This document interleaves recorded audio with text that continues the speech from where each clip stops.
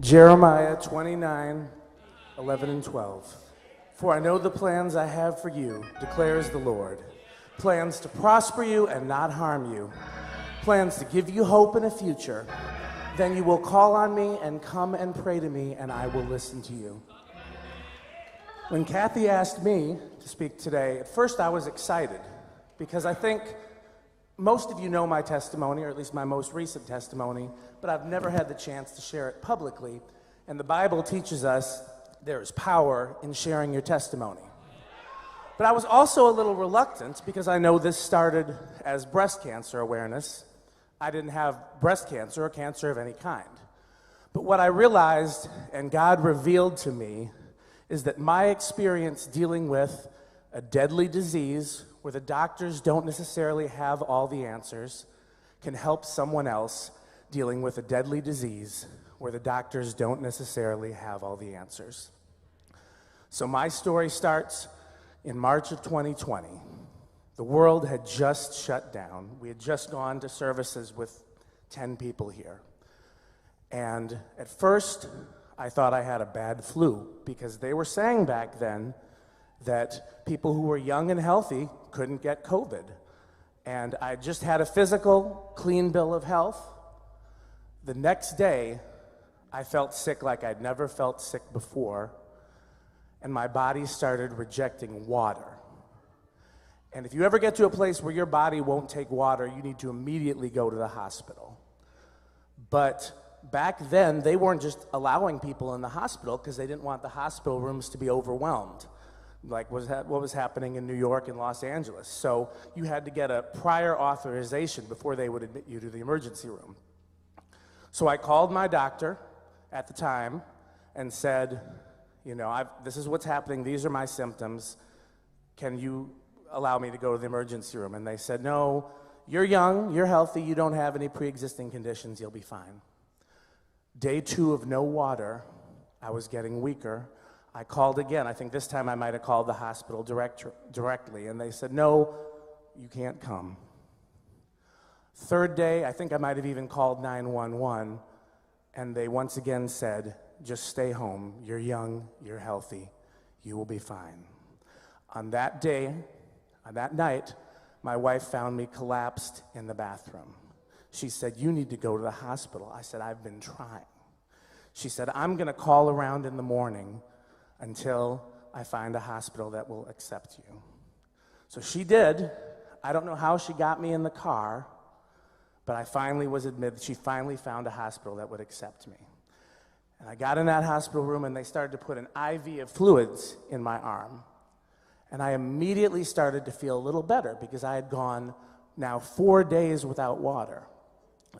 On average, the human body could last 4 days without water.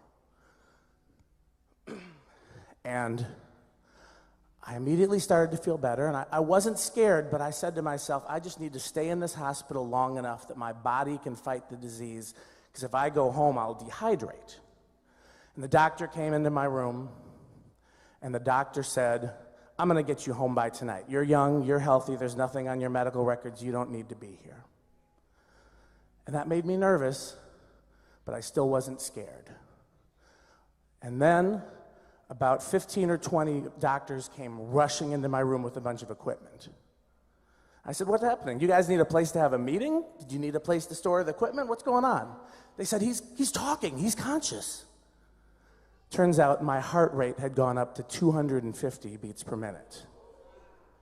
So they thought the equipment was faulty. They brought in some new equipment, and it was then they transferred me to the ICU.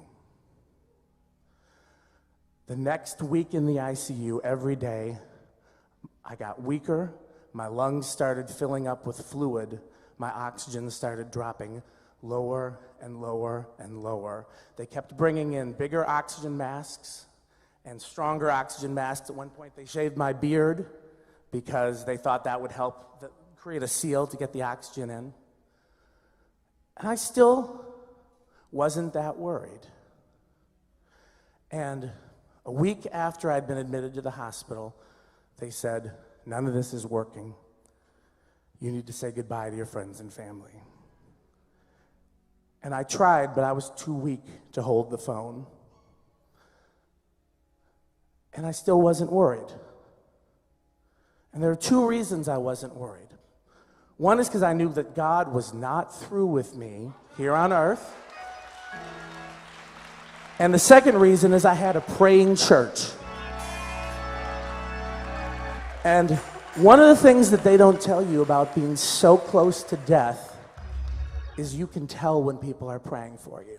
Weeks later, when I was recovering, Janetti said, "You know, Mother Davis prayed for you like you were one of her own children." I said, "I know, I heard her." I knew my church was praying for me. By the end of that day, I was in a coma. 11 days later, I opened my eyes and saw sunlight in my hospital room for the first time. And I had to relearn how to talk, and the first person I called after I could talk was my wife. Second person I called was Pastor Victor Davis. And I remember I just yelled at him because we were still doing the little 10-person services, and I didn't want him to get sick. I said, "You need to stay home. I don't want this to happen to you." And I called my wife back and I said, "I yelled at Pastor Davis for over an hour." And she said, "Are you sure?" I said, "Yeah." She said, "Well, you just called me 10 minutes ago." And I had to relearn how to walk. I had to relearn how to eat. And once I could walk on my own, they said, "Well, you should go back home. You'll probably be back to normal in about 6 weeks." It's been 3 years later, and I'm not back to normal. No, hold on a second. It's been 3 years later, I'm not back to normal, and sometimes I get a little down, I get a little discouraged, because some things I used to do, I can't do, and some things that are easy, that used to be easy, aren't easy. But then I remember, God is not through with me here on earth just yet, and I have a praying church.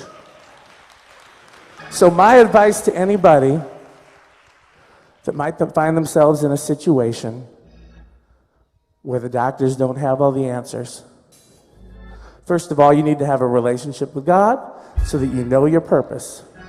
And second of all, you need a praying church. And if you don't know where to find one, I've got one right here on the Miracle Corner. Thank you.